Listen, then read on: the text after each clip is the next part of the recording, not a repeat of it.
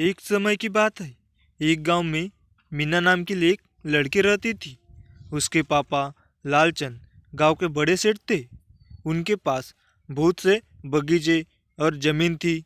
वह अपनी बेटी से बहुत प्यार करते थे। वह उसकी हर जरूरत को पूरा करते थे, जिसके कारण वह बहुत बिगड़ गई थी और घमंडी हो गई थी। वह कभी कभी अपने पापा के सामने अजीब सी मांग रखती थी, जिसको भी उसके पापा पूरा करते थे। वह कभी कभी अपने घर के नौकरों का अनादर करती थी। लीला की एक दोस्त रमा थी, जिसके साथ वह अक्सर खेला करती थी। एक दिन लीला उसकी दोस्त रमा कुछ दोस्तों के साथ मेले में जा रहे थे। वहां पर लीला जिस तरह चल रही थी, उससे एक बूढ़े व्यक्ति को टक्कर लग गई और वह व्यक्ति गिर गया। जब बूढ़े व्यक्ति ने लीला से संभाल कर चलने के लिए कहा, तो इस पर लीला ने बूढ़े व्यक्ति से बोला, इसमें उसकी ही गलती है। कुछ देर मेले में घूमकर झूला झूलने के बाद वह मेले से आने लगे। बीच में उनको एक आम का पेड़ नजर आया, जिस पर बहुत से आम के फल लगे हुए थे। लीला और उसके दोस्त उस पेड़ के पास जाकर पत्थर से उस पेड़ के आम को तोड़ने लगे। कुछ देर में उन्होंने इतने फल तोड़ लिए जिससे उनका सबका पेट भर जाए। लीला के सभी दोस्त टूटे हुए आम को उठाकर खाने लगे और आम तोड़ना बंद कर दिया। लेकिन लीला अभी भी आम तोड़ रही थी। जब रमा ने लीला से कहा कि हमने इतने आम तोड़ लिए हैं कि हम सबका इससे पेट भर सके, तो तुम और आम क्यों तोड़ रही हो? लीला बोली, मैं इस पेड़ के सभी आम तोड़ दूंगी। रमा और उसके दोस्त आम खाने में व्यस्त हो गए, लेकिन लीला आम तोड़ती रही। कुछ देर के अंदर बहुत सारे आम तोड़ने के बाद भी वह बाकी आम तोड़ने में लगी रही। तभी वह आम का पेड़ बोल उठा, लीला, तुम इतने फल क्यों तोड़ रही हो? जितने आम तुमने तोड़े हैं वह तुम्हारे लिए पर्याप्त है।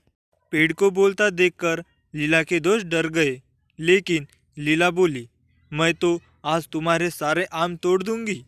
आम के पेड़ ने लीला को चेतावनी दी, वह रुक जाए और बाकी आम न तोड़े, लेकिन लीला कहाँ मानने वाली थी।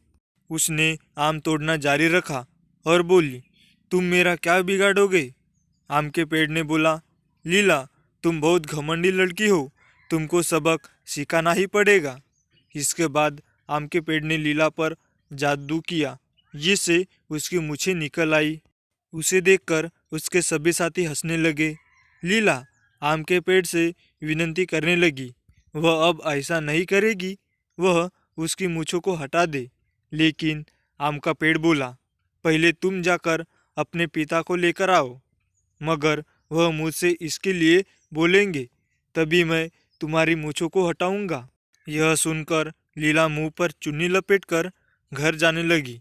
मार्केट में जाने पर बहुत तेज हवा आई और उसकी चुन्नी उड़ गई, जिससे सभी लोगों ने लीला की मूछों को देख लिया और मूछों वाली लड़की कहकर हंसने लगे। लीला उन सब से पीछा छुड़ाकर अपने घर चली गई और अपने पापा को सारी बात बताई। उसके पिता लालचंद अपनी बेटी को परेशान देखकर तभी लीला के साथ उस आम के पेड़ के पास जाने के लिए चल पड़े। आम के पास जाकर लीलाचंद ने उससे अपनी बेटी के मूछों को हटाने को बोला। आम का पेड़ बोला, तुम अपनी बेटी की हर जरूरत को पूरा करते हो, जिससे वह बहुत घमंडी हो गई है और किसी की कोई बात नहीं मानती। यदि तुमने इसको सही शिक्षा दी होती तो यह इतनी नहीं बिगड़ती। लालचंद ने अपनी गलती मानते हुए आम के पेड़ से अपनी बेटी की मूछों को हटाने की विनती की और लीला ने भी आगे से कभी ऐसा न करने को बोला। लालचंद के विनती करने पर आम के पेड़ ने लीला की मूछों को हटा दिया। इसके बाद लीला सुधर गई और सबसे सही से पेश आने लगी और घमंड करना बंद कर दिया। कहानी की शिक्षा। इस कहानी से हमें यह सीख मिलती है कि हमें कभी भी घमंड नहीं करना चाहिए।